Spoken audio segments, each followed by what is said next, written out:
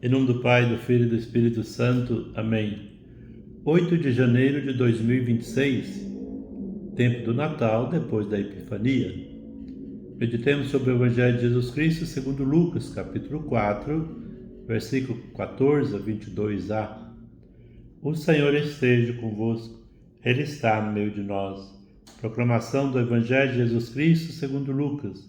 Glória a vós, Senhor.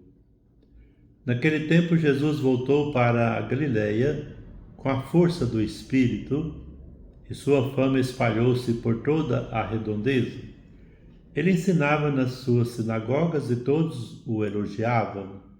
E veio à cidade de Nazaré, onde se tinha criado. Conforme seu costume, entrou na sinagoga no sábado e levantou-se para fazer a leitura. Deram-lhe o livro do profeta Isaías. Abrindo o livro, Jesus achou a passagem em que está escrito: O Espírito do Senhor está sobre mim, porque Ele me consagrou com a unção para anunciar a boa nova aos pobres, enviou-me para proclamar a libertação aos cativos e aos cegos a recuperação da vista, para libertar os oprimidos e para proclamar um ano da graça do Senhor.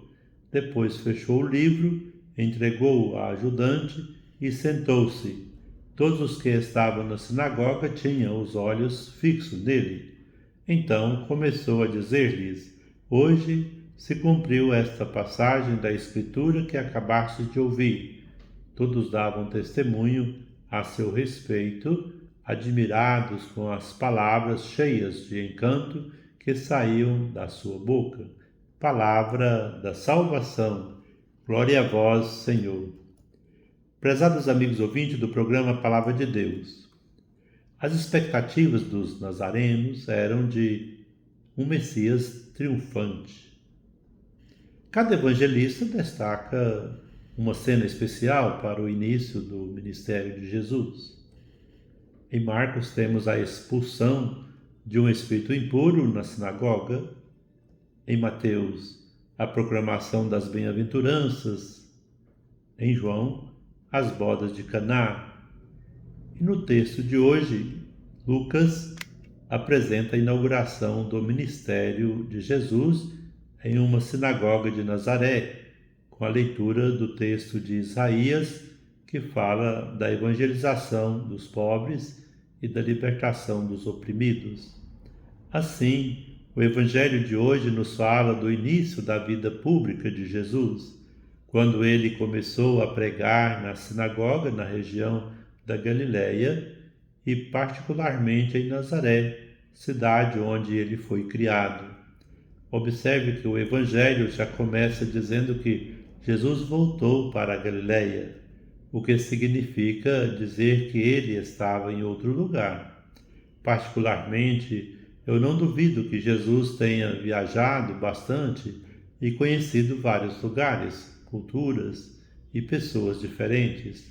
Acredito que em sua vida terrena, nos anos não narrados pelos evangelistas, ele tenha aprendido muito mais do que ensinou. Afinal, para falar tão bem como ele falava, era necessário conhecer tudo sobre o reino dos céus, sobre o Deus Pai e sobre o ser humano em si, seus sentimentos, suas limitações, suas imperfeições. Outro ponto que torna Jesus tão especial como pregador é que ele foi o primeiro profeta a trazer a imagem do Deus Pai e não daquele Deus vingativo que pune o pecador e a sua descendência com doenças e desventuras. Você já assistiu alguma pregação em que a pessoa só falava nos pecados, castigos, no inferno, no inimigo e de coisas ruins? Certamente deve ter saído dessa palestra bem pesado, com medo de fazer qualquer coisa que Deus desaprovasse. Nestas primeiras pregações de Jesus, quando ele ainda nem tinha discípulos, ele deve ter falado muito sobre a verdadeira felicidade que consiste em fazer a vontade do Pai, mas não por ser obrigado a fazê-la, e sim por se sentir bem em fazê-la, porque as pessoas gostavam tanto de ouvi-lo falar, provavelmente porque ele ensinava as pessoas a serem felizes, não ficava impondo vários nãos, mas falava de amor, e quem ama tudo pode. Jesus identifica-se com esta missão, todo poder para que o homem viva e viva para sempre. Um outro pormenor de Lucas é sua sensibilidade ao escândalo da divisão da sociedade em ricos e pobres.